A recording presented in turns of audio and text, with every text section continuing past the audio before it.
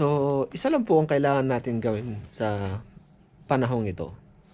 Kailangan po nating magdasal. Kailangan nating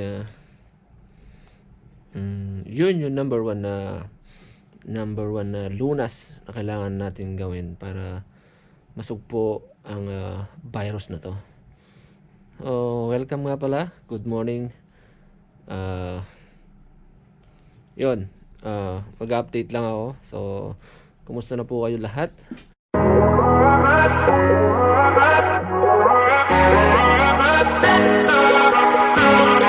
can feel your energy pulsating down my spine.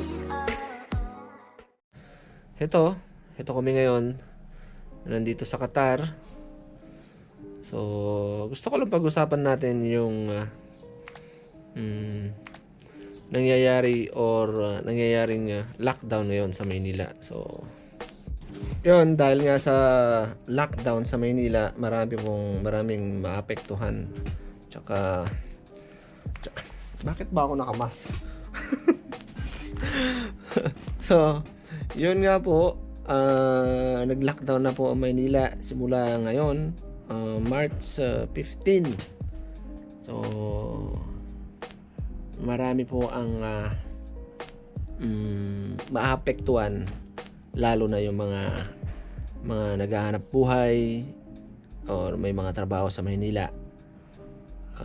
So, yun, magbibigay lang ako ng aking saloobin sa mga nangyayaring kaganapan sa atin. Ganun na rin sa buong mundo, sa nangyayaring crisis ngayon.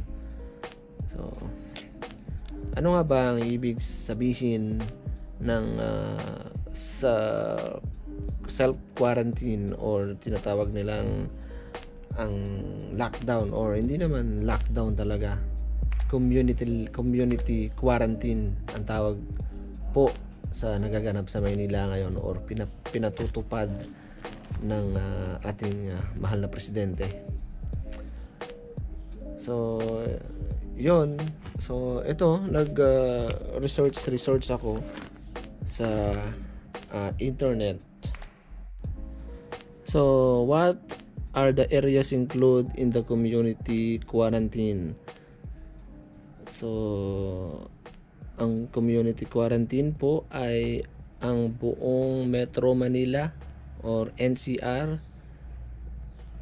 Sakop po niya is Pasay, Makati, Pateros, Mandaluyong, Las Piñas, Muntinlupa, Manila, Caloocan, Malabon, Valenzuela, Quezon City, San Juan, Taguig, Parañaque, Marikina, and Navotas. So, 15 cities po.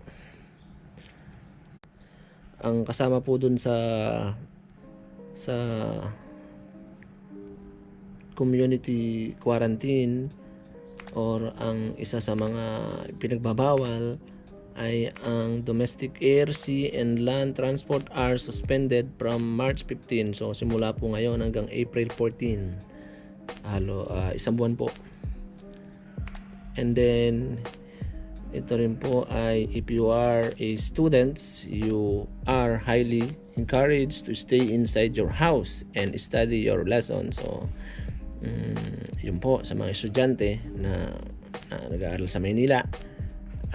Wala po tayong pasok, so in-encourage ng ating gobyerno na mag-study na lang or mag-aral sa bahay via internet. Or ang nakalagay pa dito, mass public transport, LRT, MRT, PNR shall continue operation with social distancing. So, open po ang lahat ng public transport inside Metro Manila, LRT, MRT, and PNR. Pero parang na mahigpit na pinapatupad, or hanggat kumbaga magagawa natin. So, kailangan po nating tinatawag na social distancing, or at least 1 meter na layo sa isa't isa. Pero Kung hindi naman po, wala po tayong magagawa doon.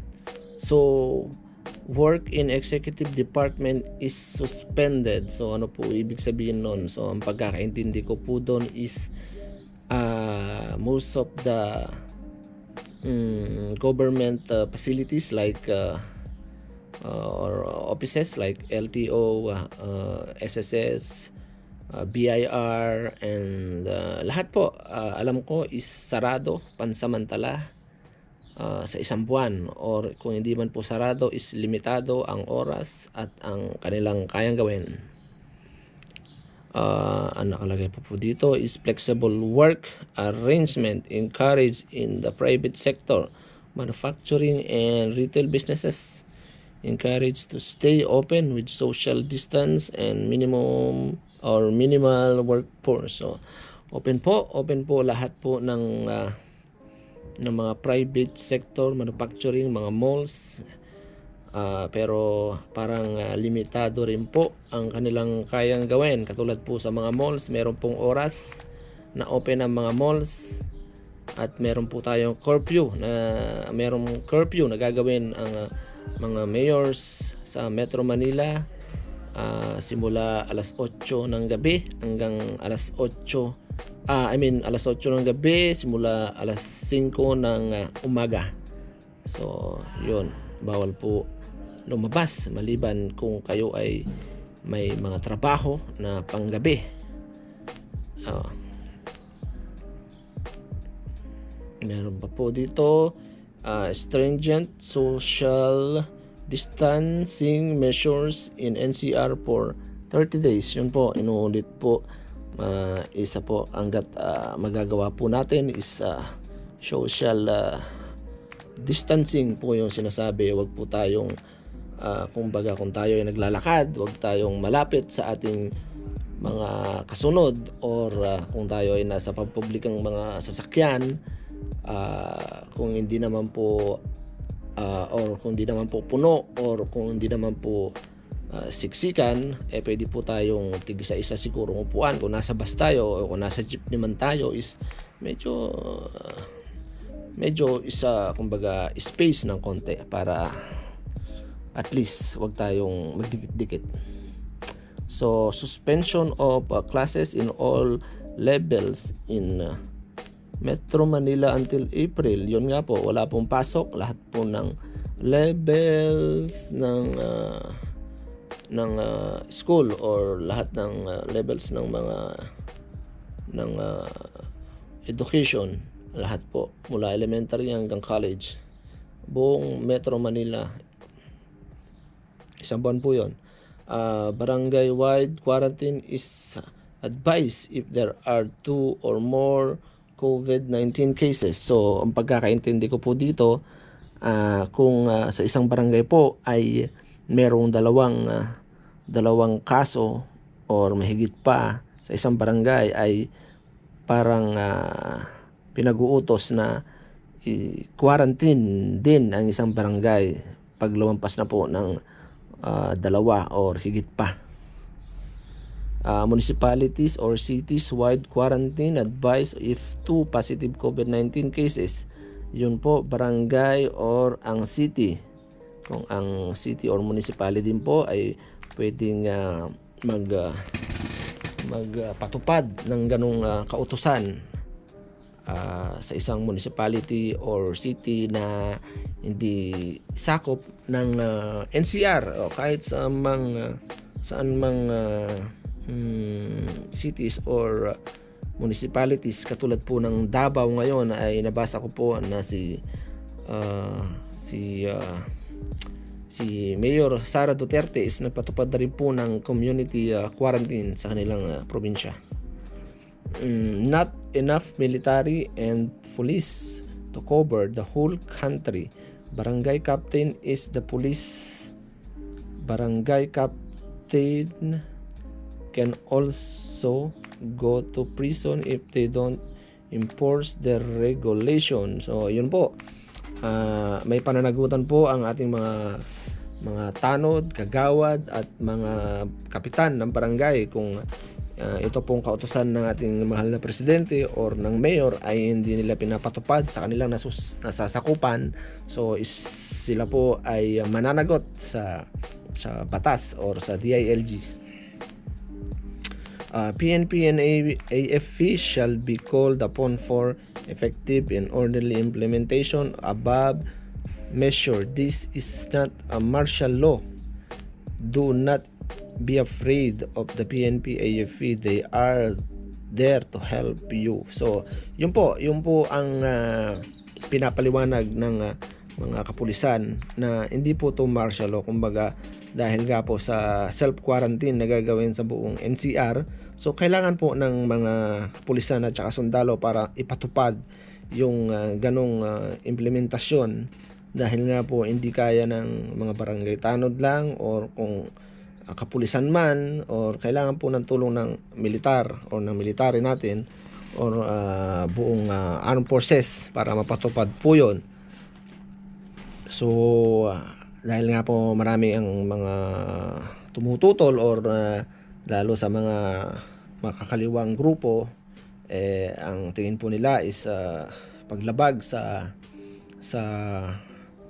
privacy or sa anong tawag dito, sa paggalaw, or parang nagiging martial law ang nangyayari. Pero ang pagkakaintindi ko po ay hindi naman po siguro ganon. So, kung ating iisipin or ating babasahin mabuti ang mga napapaloob po sa mga instruction. So purpose of this protect and defend you from COVID-19. So yun po.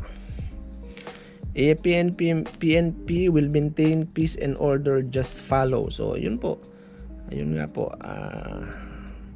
ang may handle po lahat po ng checkpoint ay ang AFP at PNP. Kung kayo po ay lalabag at hindi susunod sa kanilang mga pinag-uutos or magpupumilit na gawin yung gusto nyo, or pumilit na lumabas or pumasok sa Metro Manila, is kayo po ay may karapatan po silang huliin kayo at sampaan po ng kaso at ikulong.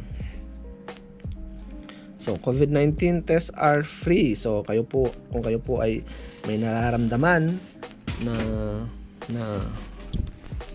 sintomas, pwede po kayong pumunta sa alinmang ospital, pampubliko o private. Ito po ay libre, bagamat po hindi pa nalalabas ang testing kit na sinasabi na gawa sa UP.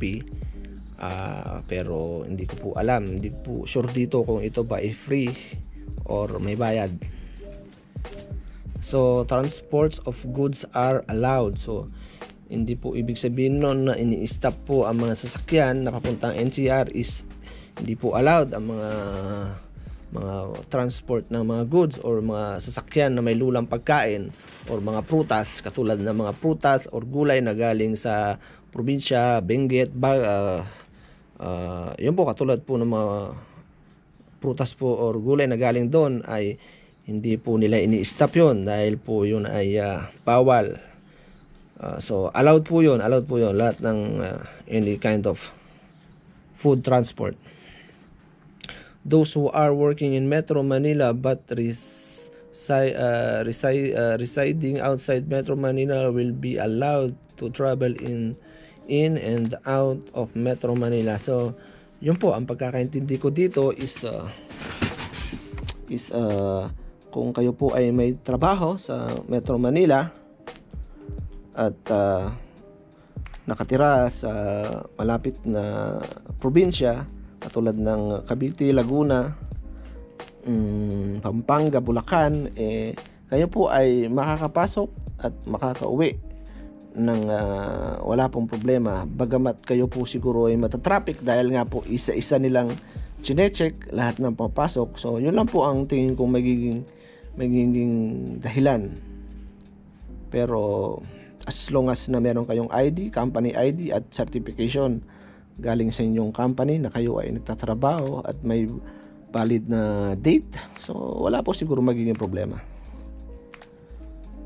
So yun po, yun lang po ang aking ma-share about sa lockdown dito sa doon sa Metro Manila. So mag-ingat lang po tayo mga kababayan, magdasal. Yun lang po yung number 1 na alam kong paraan sa ngayon, dahil nga po wala po pong naiimbento na vaccine or totally na gamot sa coronavirus. So yun po, lalo po sa ating mga matatanda na may edad na 60, line of 60 o 50 pataas. So mag-ingat po tayo. At saka sa pamilya ko, sa aking asawa, so Han, huwag kang mag-alala, okay lang ako dito. Malapit na akong umuwi, malapit na tayong magsama. So yun, sana matapos na itong mga to para makauwi na ako. And then yun, sana maging okay na lahat.